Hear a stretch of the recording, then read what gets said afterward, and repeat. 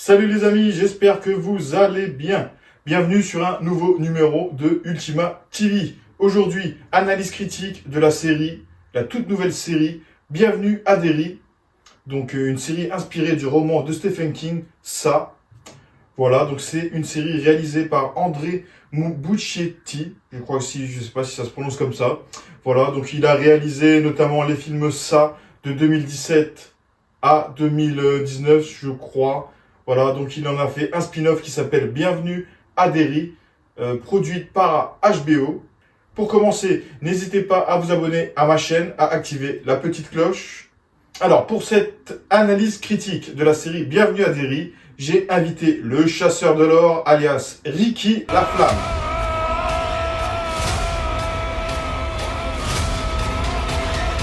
So long, losers!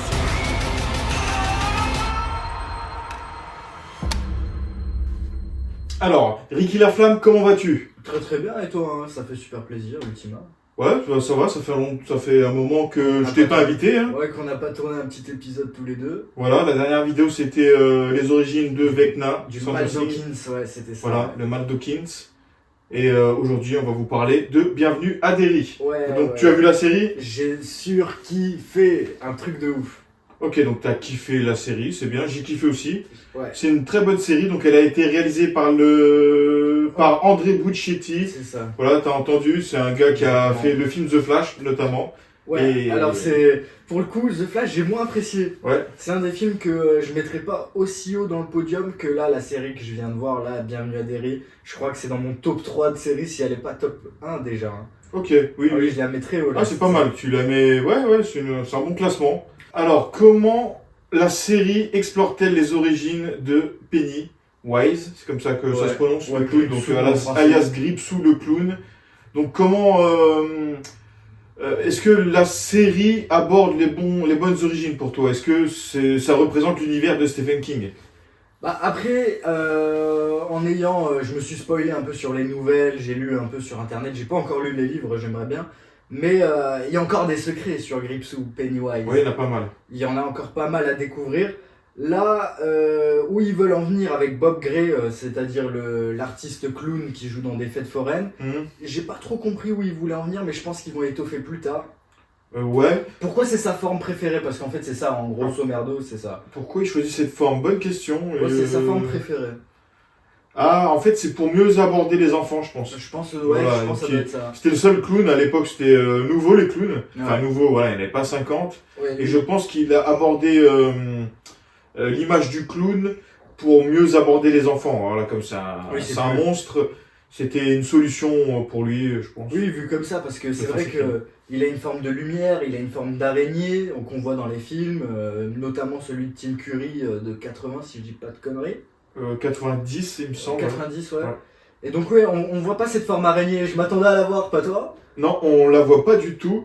Il nous montre directement sa vraie forme, donc c'est des espèces Ouais. de lumière, des orbes de Oui. lumière, c'est à peu Ouais. près sa vraie forme. Les Deadlight. Les Voilà, fameuses Deadlight. Stephen King il n'en a pas écrit plus dessus, après c'est à nous de deviner, je pense, hein, c'est à nous de Oh, faire mais- travailler notre savoir, Ouais, je me suis... notre imagination. J'ai lu un peu sur internet et en gros c'est des créatures cosmiques. Il a un frère en fait, Pennywise, il a même Oui. un père et tout, c'est tous des créatures cosmiques.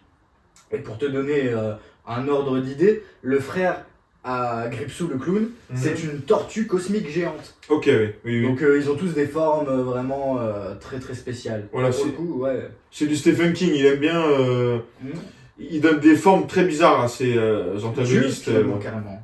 Ouais, oui, voilà, ouais, Ouais. ça se rapproche, Ouais. ouais, ça se rapproche de Dieu. Entité cosmique. Ok. Alors, en quoi le cadre de Derry, donc c'est dans le Maine, apporte du plus à la série, voilà, une atmosphère horrifique, tout ça comment? Les années 50, 60, Bah, ils ont lié ça c'est- aussi avec les Indiens. ouais, Parce que j'ai trouvé ça très cool. Il y a un truc générationnel. ouais, ça amène un cadre Ouais. fantastique avec les Indiens. Ouais, et on plonge aussi dans un Derry des années 60, Oui, où c'est il y a ça. encore plein de combats civiques, politiques, on voit avec la femme, pas de Halloran, l'autre, comment il s'appelle? Le père de Will. Le fameux je me père de rappelle Will. plus de ce nom, ouais, je me rappelle plus. C'est celui qui a pas peur j'en de peux ça, plus. en fait, l'homme sans peur. Ah, ouais, ok, oui, celui qui est le militaire, là, Voilà, qui a le pas peur. militaire. Donc on voit qu'il y a beaucoup de combats civiques, on dit que quand ça, il est revenu, en gros, il apporte de la haine dans la ville et il y a tous ces combats civiques, il y a les gens ils se battent pour leurs droits. Non, j'ai trouvé ça vraiment Ouais. très fort. Ouais. Ouais. Et je pense au Black Spot, c'est de l'avant-dernier épisode. Ok. Enfin, il y a des drames, c'est fort en émotion de ouf, il y a des beaux messages. Ok, oui, j'ai trouvé ça sympa. Donc restez jusqu'à la fin, les amis. On va donner une note sur 10, voilà, à la fin de la vidéo. Donc Ok. restez bien jusqu'à la fin. Alors moi, personnellement, l'atmosphère dans le Maine, j'ai trouvé ça sympa. Ça donne une touche d'horreur, voilà. Les années 50, 60, tous les films d'horreur, ils aiment bien se baser à cette époque, on va dire. Donc ça apporte une ambiance assez horrifique, les décors sont énormes. Donc j'ai vu que pour faire cette série, ils ont choisi une vraie ville en fait. Ok. Hein. Ils ont choisi une petite ville, une bourgade des États-Unis, voilà. Et ils ont bouclé un tournage sur cette ville. Et en tout cas, j'ai trouvé ça sympa, l'univers de Derry. Mais ça fait vraiment très années 60, c'est Ah ouais, non. c'est fidèle quoi, Ah oui, franchement. Énormément fidèle, j'adore. Franchement, les décors, ils sont grandioses. Et ça nous rappelle évidemment certaines séries, évidemment. Oui. Alors ensuite, comment as-tu trouvé la performance des acteurs, de tous les acteurs? Comment as-tu trouvé les acteurs dans la série? Bah, déjà, on a l'acting de Pennywise incroyable, Mhm. Bill Skarsgård, si j'écorche pas son nom, The Crow. Il est en train de faire notamment d'autres films et tout, donc non, c'est un acteur, lui, il gère de ouf. Ils ont usé de la technique Vecna, Ouais, oui, la un peu. fameuse technique de je le cache aux enfants et on le fait découvrir à la scène pour qu'ils ont peur. Mhm. Donc il y avait vraiment, il y avait tout le monde il y avait ce côté horrifique, ils avaient peur, tu le ressentais, ils géraient trop bien le truc. Je pense aux militaires, les militaires, ils jouent trop bien les militaires. Mhm. Les enfants, qu'est-ce que t'en as pensé? C'est là où moi je... Alors moi, les enfants, je suis mitigé, j'ai vu mieux. Mhm. Je pense que c'est le début, peut-être ils vont sortir peut-être dans la prochaine saison. Il manque quelque chose en fait. Je trouve dans cette série, les acteurs sont bons, ils ont pris des Ouais. bons acteurs et ils sont déjà assez connus. J'aurais préféré qu'ils prennent une guest star quand même. Enfin, j'aurais bien voulu une petite guest star, peut-être du film qu'ils ont Ouais. fait avant ou je sais pas. Et quelqu'un comment dire, qui fait accrocher quoi Ouais, je tout vois le le délire. tout le lot d'acteurs. Sinon, ils sont plutôt bons. Et les enfants, il manque quelque chose pour qu'ils soient... Voilà, pour qu'on... Là, j'ai vu la série est bien, mais je retiens pas encore les noms... Comment... Des enfants. Voilà, hein. c'est pas encore anthologique, donc peut-être à une saison 2, ça va être anthologique.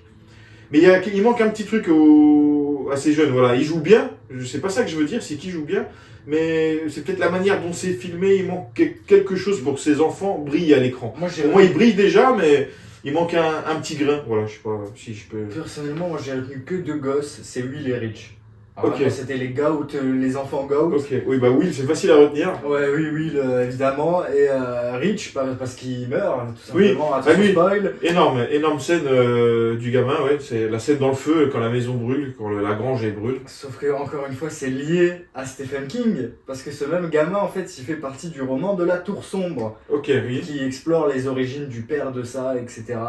Donc vraiment, Rich, ils vont bien l'utiliser, ils savent où ils l'ont mis.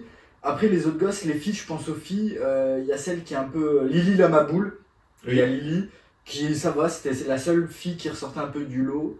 Et les deux autres, ouais, elles sont un peu effacées, voilà, je suis un peu d'accord avec toi, il manque un grain. Un Ouais, truc, il manque un petit truc pour qu'on retienne, voilà, qu'on en reparle dans les cours, qu'on en reparle en dehors, quoi. Parce que finalement, celle qui avait perdu son père le retrouve.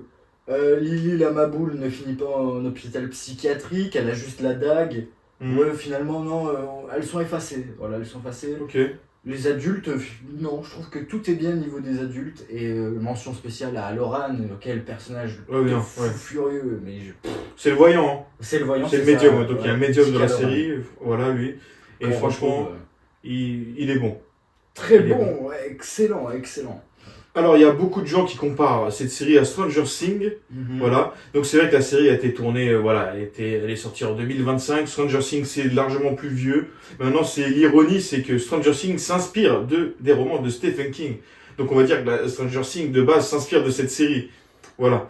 Donc on peut pas dire que c'est du Plagiat. copier-coller, du plagiat, non, voilà. Clairement, je trouve que il y a une similitude, certes, mais après dans Derry on est plus dans l'horreur. Voilà, Stranger Things c'est plus dans la science-fiction, là on est plus dans l'horreur. Mais horreur science-fiction, il y a quand même un grain de science-fiction, je dis pas. Il y a quand même un bon grain de science-fiction dans ça. Voilà. Donc c'est pour ça que les deux séries se ressemblent finalement, parce que finalement Stranger Things s'inspire. Mais je de- pense que de les Stephen gens, King. les gens ils se tapent dessus, mais je pense que c'est peut-être même volontaire. Je vais m'expliquer. Hmm. On a Will de Stranger Things. Ah oui, exact. Non, Mike, pardon. Mike, vous retenez Mike. Mike, vous l'avez en tête, Mike. Mike joue dans ça 2017, le premier volet. Moi, je me dis, les gars, est-ce que c'est pas un peu fait exprès? Est-ce qu'ils titillent pas un peu les deux pour dire, peut-être que Stranger Things, ça peut être dans le même univers, ça collerait en plus. Non, moi, je trouve c'est prolifique pour les deux, voilà où je veux en venir. C'est que ça va faire de la pub, les gens vont en parler, ils vont dire qui est le plus fort entre Vecna et ça. Ouais, ça pourrait être faire un beau match, un beau combat. Et en sachant que des acteurs partagent la carte, donc un va chez ça, l'un va chez Stranger Things. Non, je pense qu'il n'y a pas de rancune entre les créateurs. Oui, quoi. non, ouais, je pense que Voilà. c'est un beau combat. C'est un beau combat, mais voilà, il se serre la main à la fin. Alors ensuite, comment as-tu trouvé les effets spéciaux, le montage, filmographie, la photographie, notamment les effets spéciaux? Alors, si on suit un peu la filmographie et tout, on a retrouvé des trucs iconiques. Je sais pas si je spoil un peu. Oui, tu peux y aller. Hein. J'ai retrouvé des éléments de The Mist que j'ai trouvé incroyables. Oui, exact. On voit la Ouais, brume. ouais, exactement. Le gore est très très bien. Alors, tous ceux qui n'aiment pas le gore, ne vous mettez pas dans ça, les gars. C'est pas une... Je vous déconseille. Ouais, là, personnellement. c'est gore. Mais il y a énormément de références au roman de Stephen King. Oui, ça j'ai kiffé. Ce que je voulais dire aussi, c'est que les gars, si vous êtes plus dans un trip science-fiction, allez regarder Stranger Things aussi, parce que là c'est vraiment du gore. Les éléments, ils sont beaucoup plus horrifiques et saignants, sanglants. Je sais pas ce que toi t'en as pensé là-dessus. Oui, c'était un peu plus. Il y a plus de sang dans celui-là. Notamment dans le théâtre. Ouais. La scène du théâtre, il y a un côté drôle du clown, mais c'est à la fois pas drôle en fait. Ouais, c'est à la fois c'est- sanglant, on est dans l'horreur. Donc si vous voulez de la science-fiction, les gars, plus de science-fiction, c'est Stranger Things, plus de gore, les gars, c'est ça, les gars, c'est voilà. C'est vraiment une scène où il prend la tête de l'autre, il la jette, c'est sadique, horrible, il danse et tout, c'est macabre, c'est le mot. Et ensuite, comment as-tu trouvé les thèmes de la série? Donc les thèmes de la série, ce sont l'immigration, je crois, le racisme, ça parle un peu de tout. On est là, l'homophobie, je crois. Enfin, il y a pas mal de thèmes. Il y a des thèmes propres à Stephen King, notamment, voilà, les cauchemars, la haine, tout ça. Comment les sujets, est-ce que pour toi les sujets ont été bien abordés, bien clairs? Pour une fois, plus que d'habitude, parce qu'on voit un humain essayer de gérer ça en fait. On voit le mec de l'armée, l'ancien, là, le vieux, il essaye justement de libérer ça pour que la population ait peur et qu'elle puisse vivre en dictature en fait. Ah oui, ouais, lui, le général. Ça veut dire beaucoup de choses politiquement, les gars, ça c'est fort. Ensuite, j'ai beaucoup aimé le message des Indiens. Ah oui, le message des Indiens, il est beau. Qui disait pas de frontières, les gars, que c'est juste des lignes tracées sur une carte, que ça n'existe que si on l'applique en fait. Mais finalement, on est tous humains, on partage tous des traits communs, on a tous des points communs, etc. Je trouvais ça super fort. Quand on essaye de donner le couteau, d'abord il a un Amérindien, il arrive à l'armée, ensuite il arrive à la petite fille, Lily. En fait, on donne des valeurs, il n'y a pas de couleur de peau, les enfants c'est le futur, donc il faut leur apprendre ce que c'est ça, etc. Non, c'était trop fort. Non, vraiment là-dessus, beau message. Bah, moi j'ai bien aimé les messages de la série, donc ça parlait énormément du racisme. Voilà, vrai, du oui, racisme des années 60, 50, les gens étaient énormément racistes. Et il y a un gros clin d'œil à la ligne verte, notamment pour le personnage qui se cache, voilà, les gens le cherchent, machin. Ça, c'est vraiment des sujets forts de Stephen King et j'aime bien, il faut en parler. Voilà, c'est des sujets qui sont vieux comme le monde, on remet ça sur le tapis. Ouais, sous le feu, ouais. Mais il faut en parler, c'est bien, je trouve que les sujets sont, ça va en concordance avec la série. C'est vraiment, voilà, ça rend la série plus intéressante, je trouve. Et quand tu parlais du papa, là, je crois que le papa, la prison où il devait aller, c'est justement la prison de la ligne verte. Ah, tu crois que c'est lui? C'est Stephen King, la ligne verte, Ok, les gars. oui. Donc il y a tellement de Je crois que références. c'est le lien là. Ouais, et moi ce qui me plaît en fait dans cette série, c'est que ça devient un multivers de tous les œuvres de Stephen King. Et comme tu dis, s'ils prennent par exemple dans ça des passages de la ligne verte, mais on va avoir des morales de fous furieux. Ah oui, non, ouais, ça... Et comme tu dis, les années 60, c'est tellement riche, il faut qu'on expose encore ça aujourd'hui. Et ce que j'ai bien aimé, c'est que les enfants, même les enfants blancs, peu importe, ils allaient au Black Spot, l'endroit où il y avait l'armée, où il y avait que ceux de l'armée. Et il n'y avait pas ce délire de racisme, tout le monde faisait la fête ensemble, etc. Non, j'ai trouvé ça incroyable. Ouais, pareil, j'ai trouvé vraiment une très bonne série avec des bons thèmes. Alors, on arrive à la partie théorie. Voilà, donc apparemment il y aura une saison 2. Ouais. Il y aurait même une grande suite. Ils vont faire une suite au film. Enfin, je sais pas quoi. Ils ont prévu peut-être de développer l'univers de Stephen King. On n'en sait pas trop. Peut-être qu'ils vont parler de Shining ou j'en sais rien. Je pense qu'ils vont développer un peu plus l'univers. Alors, est-ce que toi, tu as des théories? Parce que sachant que le monstre, finalement, à la fin, il disparaît, il se rendort, je crois. C'est ça. Voilà, enfin, il s'endort tous les 27 ans, en fait. C'est ça. Voilà, alors, est-ce que tu as une théorie est-ce que tu penses comment ils vont nous faire une suite avant le film? Parce que là, c'est déjà un préquel avant les films. Faut pas qu'ils dépassent les années. En ce qui concerne les films, alors il faut savoir que ce sera des versions longues des films de 2017 et 2019. C'est-à-dire que ça va être comme par exemple la Snyder Cut. De quoi? En gros, les films qui vont ressortir, ils vont ressortir en version longue. C'est pas en gros des nouveaux films. Ok. C'est les anciens films, on va leur rajouter, je sais pas, 30 minutes de scène coupée par exemple. C'est comme une Snyder Cut en fait finalement. Et ils vont sortir les films avec des scènes plus longues. c'est ça, c'est juste ça en fait. Ok. C'est pas de nouveaux films. Ils vont les recoller. En gros, ils vont rajouter des scènes en plus. Ok, c'est prévu, je savais pas.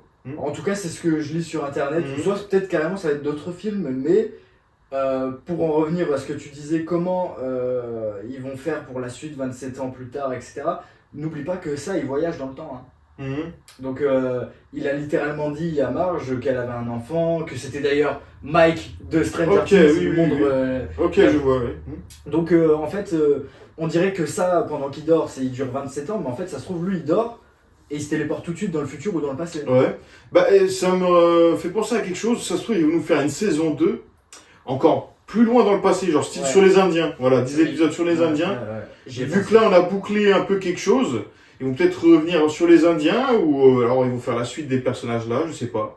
Si, ce serait intéressant de le faire sur les Indiens. Si on remonte déjà 27 ans en avant au moment où on est dans la série, est-ce qu'on pourrait déjà retomber sur l'époque où lui il faisait le clown dans les fêtes foraines? Il y a peut-être encore des trucs à dire dans cette époque. Oui, je pense qu'il y a pas mal de choses à dire. L'époque Red Dead Redemption, là, je l'appelle comme ça, où ils sont vraiment dans le passé, avec les Indiens finalement. Ok. Ouais, c'est vrai ce que tu dis, les Indiens. Ils pourraient recréer une saison 2 là-dessus. Le cirque. Oui, Qu'est-ce qui s'est passé au cirque? Voilà. Non, ça peut être intéressant. Alors, selon toi, donc la série est-elle un préquel réussi? Une préquelle réussie par rapport au film? Ouais, en sachant que Stephen King, il a rien écrit. Non, alors c'est pas Stephen King qui a écrit Bienvenue à Derry, c'est juste un spin-off basé sur son roman en fait. Et lui, il a validé, voilà, et on lui dit on va faire un préquel, il a dit ok, tout simplement. Voilà comment ça s'est passé. Moi, l'idée qui me plaît, en fait, c'est juste de faire un multivers à Stephen King, finalement. Qu'on retrouve The Mist, La Ligne Verte, Shining... Ouais, ce serait pas mal. J'aimerais bien un multivers. Et sinon, quelle note pourrais-tu donner à la série?